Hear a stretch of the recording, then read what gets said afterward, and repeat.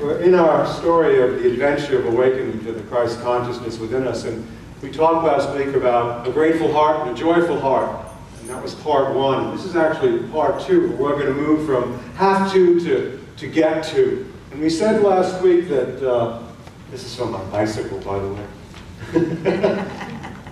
There we go. Oh. I want you to know how a prop not working, it can't be. That gratitude is like a flashlight. It lights up what is already there. You don't necessarily have anything more or anything less, but suddenly you see what is actually there. And when you see what's actually there in the moment in front of you, all around you, it's like you don't take anything for granted or anyone for granted. That's what the power of gratitude has. It shifts us from what's lacking in our lives to what we already have. And then we become grateful for it. How many tried practicing that this week? Just being grateful shifts you out of me, myself, and I into the I that is we, that is present for all of us. Gratitude has that kind of power. And that's why all spiritual traditions talk about the practice being one of being grateful and entering into a state of gratitude, making it an attitude of consciousness that we practice all the time. One of the reasons why I wanted to step into this chapter was this Dear Abby story about an incredible person who demonstrates for us in an extreme situation what's possible as we embody the path of gratitude and awakening joy. My friend Abby developed cancer of the throat. During an 8-month ordeal of chemotherapy, radiation, and receiving nourishment through a feeding tube, she chose to focus not on the pain and discomfort, but on how fortunate she was to have access to good medical care and the fact that the doctors caught the tumor in time. Her recovery was extraordinary, and she was a true inspiration for everyone who knew her. About 3 months later, however, Abby received the startling news that there were signs of malignant cells in her lung. The specialist gave her 2 choices. The less invasive procedure would remove some tissue in the lung, but there was some chance that it would not completely remove the problem. The more dramatic choice, while the surer solution, would entail removing the entire upper lobe of the lung. On the advice of her doctor, Abby chose the second option. When the surgery was over, my doctor informed me that they hadn't found cancer in the lung after all. It had been a false read. I think most people in the same situation, me included, would be very upset by that. But Abby, an experienced meditator who had been practicing these principles for 30 years, was determined to incline her mind towards appreciation rather than regret or anger. Even though she might not have anything to be grateful for in this situation, she chose to look at this as another opportunity to open to what life was giving her. My prayer going into the operation was that I would come out of it with no cancer in my lung. And in the end, that's what I got. My prayer was answered. So rather than being brought down by bitterness, her ordeal deepened her capacity for gratitude. And she was invigorated by the joy she felt from focusing not on what didn't happen, but what did happen. And in the end became a guidance counselor and teacher for the rest of us who in our lesser situations, facing lesser obstacles, sometimes fall into bitterness, anger, and regret. Either way, she says later on in the chapter, my lung was healed. That's all that mattered. I wasn't going to be gluing anything back on again. I asked for my prayer to be answered, and this is how God showed up in the moment. It took years for me to realize, Dana Fuel says, at the very twists and turns and shadows I labeled problems were really sacred ground. Grace disguised as obstacles. The whole path, a pilgrimage, mysteries bearing themselves before me all along the way. In the midst of your challenges, your difficulties, and your obstacles are the potential through gratitude to experience grace in spite of, in the midst of, whatever you're going through. Isn't that a wonderful practice? And we can do that in our own smaller, lesser situations. One I can relate to was the story of a woman who was going on her first 10-day Vipassana meditation retreat. That's where you go insane by watching the content and the chatter of your mind. You spend 45 minutes during sitting meditation, and then you spend 45 minutes in walking meditation, then you spend 45 minutes in sitting meditation, walking meditation, sitting meditation, lunch.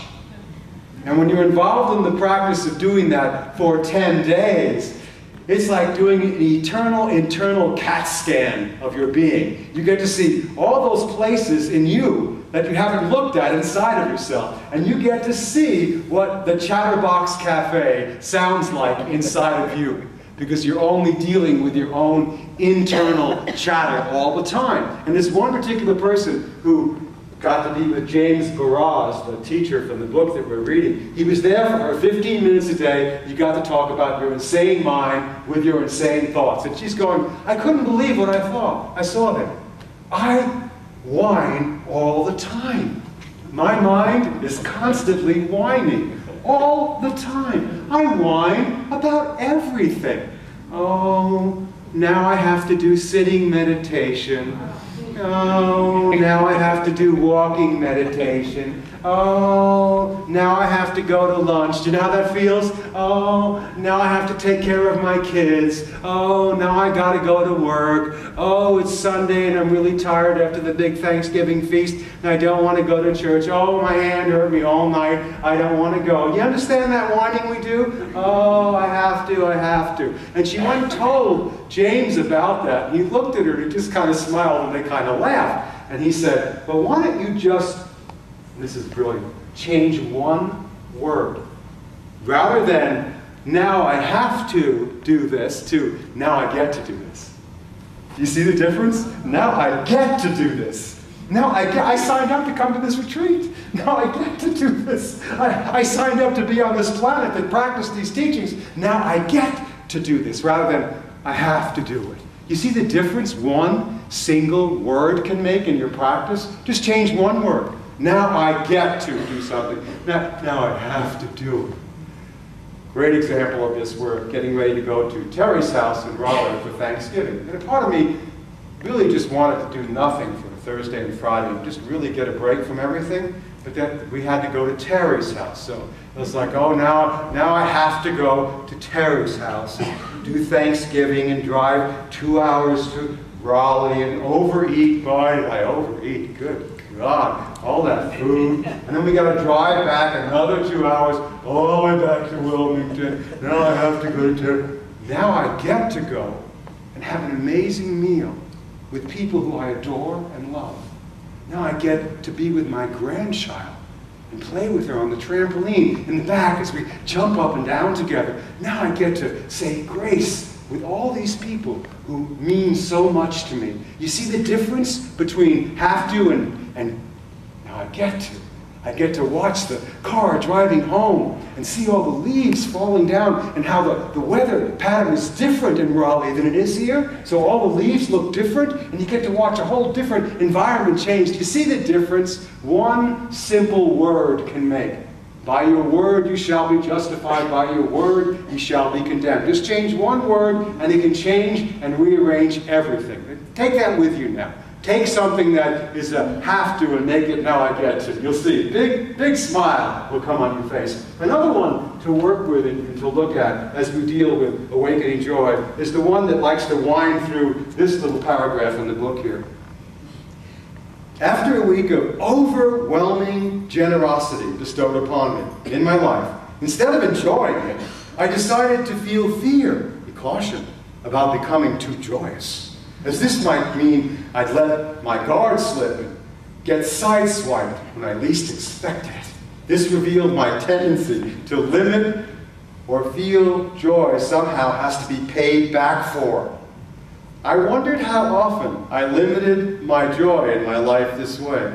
Funny, I don't seem to put limits on my pain. You can have all the pain you like, I'll take that on, no problem with that. One more thing going wrong, one more thing I have to do, but let yourself be bubbled up in joy. The truth is, we have to take those moments and cherish them, because there are more of them than the other.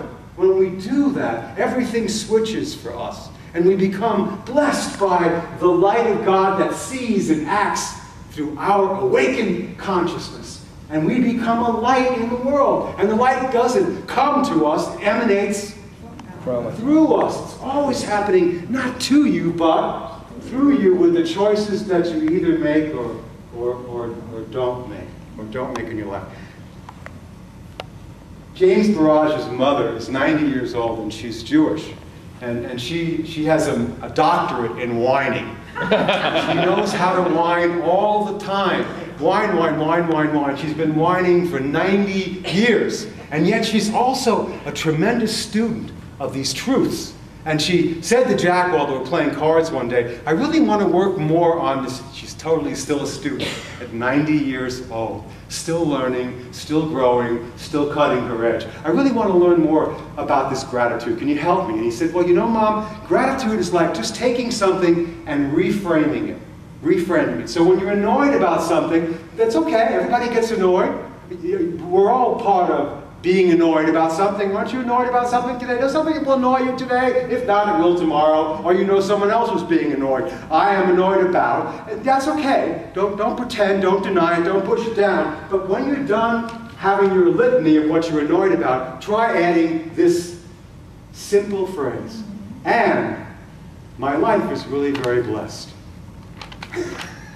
Try just adding that to the list of what you're annoyed about. I'm annoyed about him, I'm annoyed about her, I'm annoyed about the children, I'm annoyed about the time, I'm annoyed about the weather, I'm annoyed about politics, I'm annoyed about everything, and my life is richly blessed. And just feel, oh, that just changes it. All of a sudden, you're much bigger than that small thing you were annoyed about. How to direct example of this. In a few moments, I'm going to be, not yet, be showing you a CD, a DVD that fits in with this talk perfectly and sort of surmises our journey through awakening joy. And we had it all done. Maureen had put it on the DVD. And I'm sitting by my Mac computer, and I put it in to watch it, and it pops it back out again. And this is a Mac now. Hardly anything goes wrong ever with the Mac. So I put it back in again, pop it out. Oh, it's got to be a bad DVD because it's a Mac, right? So I put another DVD in of something I know that works, pops it right back out again. Well, then I got a CD and tried that. It's not working. So obviously it's broken. Well, the truth of it is, with a Mac, you know, I have a warranty. So I go on the book and I look up in the directory, Mac, people who can do work on Mac. Plenty of them. But they're not certified to do warranty work for Mac. So what does that mean? That means now I have to get in the car and drive all the way to Raleigh or Chapel Hill or Myrtle Beach to get my computer fixed, drop it off. I have to drive, oh, poor me, give me some cheese with that line. You have thousands of dollars worth of computers in your home. What are you complaining about, grasshopper?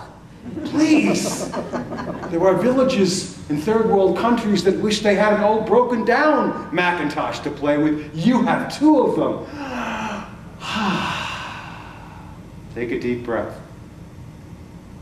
And my life is very, very blessed indeed.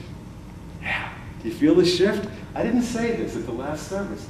After I said that to myself and took my own advice, now I have to now I get to my life is very blessed. I put the DV back in, DVD, and it worked perfectly. After I received the blessing from it, it worked perfectly. Now I'm going to knock on some wood, just in case. But you see, it doesn't matter what's going on externally, what we choose to do with it internally. So look in your life and see, where can I shift my mind from something that you feel like you have to do to what you get to do? And what can you add to, and my life is very blessed indeed. Oh my God, so many blessings everywhere. Watch.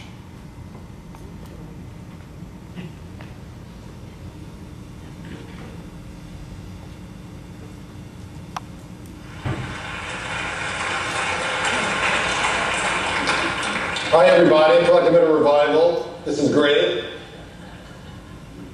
It's great to be back in my old stomping grounds in San Francisco. When I graduated UCLA, I moved to Northern California, and I lived in a little town called Elk on the Mendocino coast. And I didn't have a phone or TV, but I had US mail. And life was good back then, if you could remember it.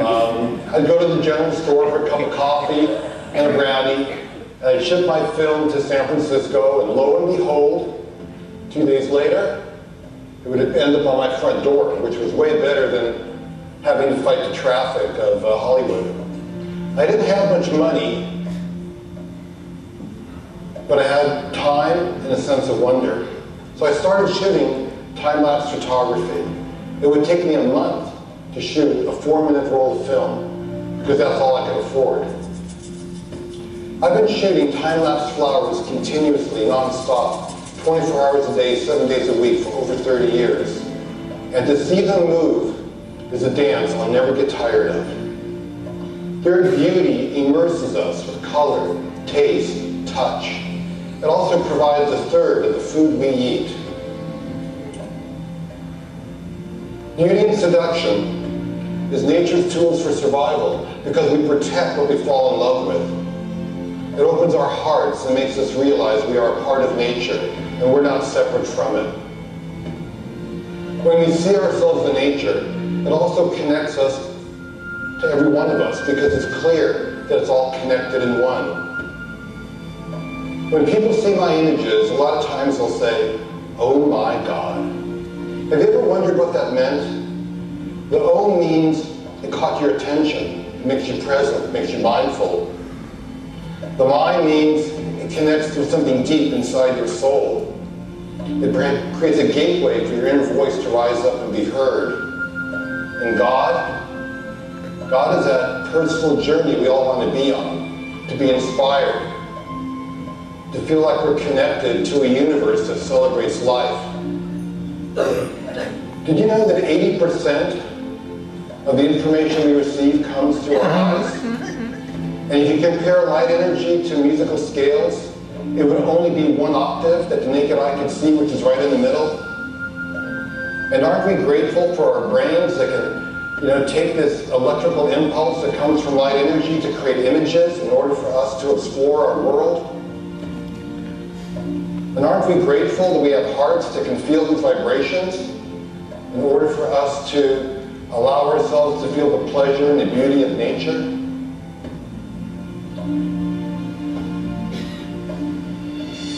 Nature's beauty is a gift that cultivates appreciation and gratitude. So I have a gift I want to share with you today, a project I'm working on called Happiness Revealed. And it'll give us a glimpse into that perspective from the point of view of a child and an elderly man of that world.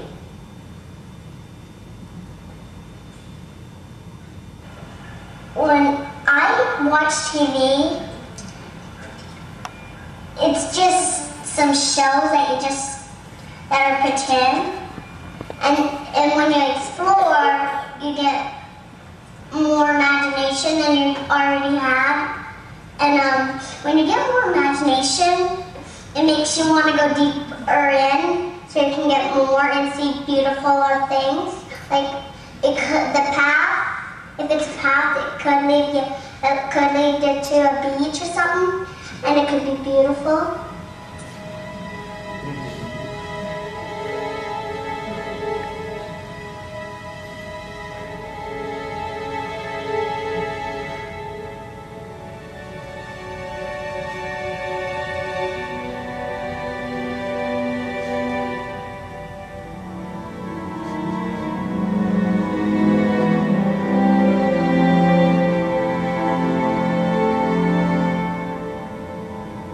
You think this is just another day in your life? It's not just another day. It's the one day that is given to you today. It's given to you. It's a gift. It's the only gift that you have And the only appropriate response is gratefulness.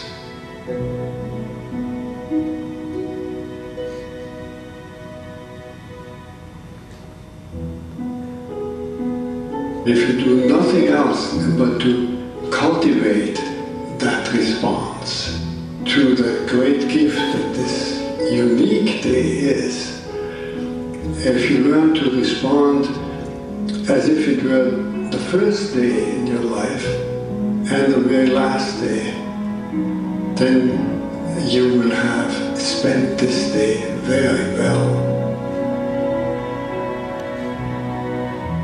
Begin by opening your eyes and be surprised that you have eyes you can open.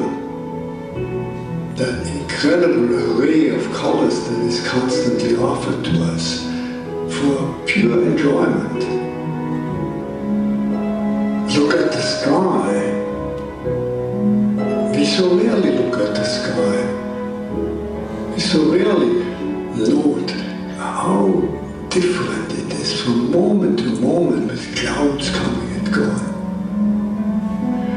We just think of the weather, and even of the weather we don't think of all the many nuances in weather. We just think of good weather and bad weather. This day, right now, is unique weather. Maybe a kind that will never exactly in that form come again. The formation of clouds in the sky will never be the same that is right now. Open your eyes, look at that. Look at the faces of people whom you meet. Each one has an incredible story behind their face. A story that you could never fully fathom. Not only their own story, but the story of their ancestors. We all go back so far.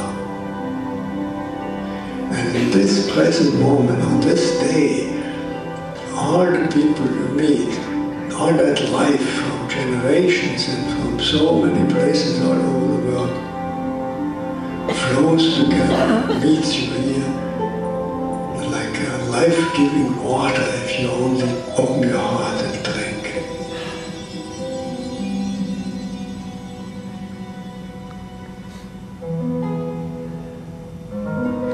Open your heart to the incredible gifts that civilization gives to us.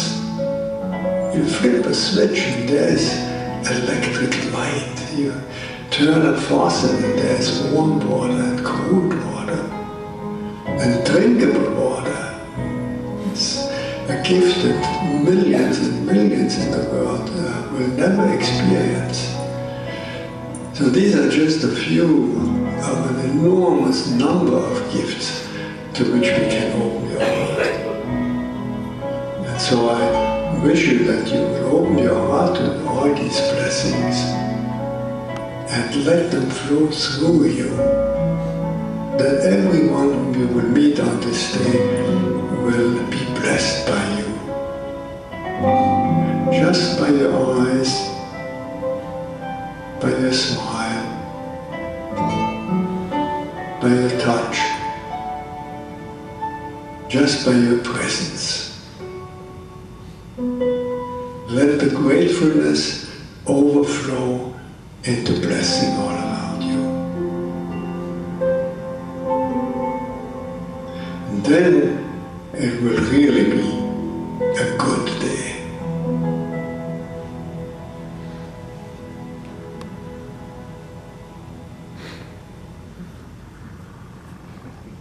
Oh my God. It's all around me, emanating from within me. Don't miss your life. You are the light of the world. Hear this, O Emmanuel. Jesus is not coming on some cloud. He's present right here and now. The consciousness of the Buddha nature, the Christ being that you are, is seeing through your eyes. Don't miss your life. Oh my God. Now I get to fill in the blank and and my life is richly blessed. Enjoy your practice, friends. Namaste, and don't miss this day.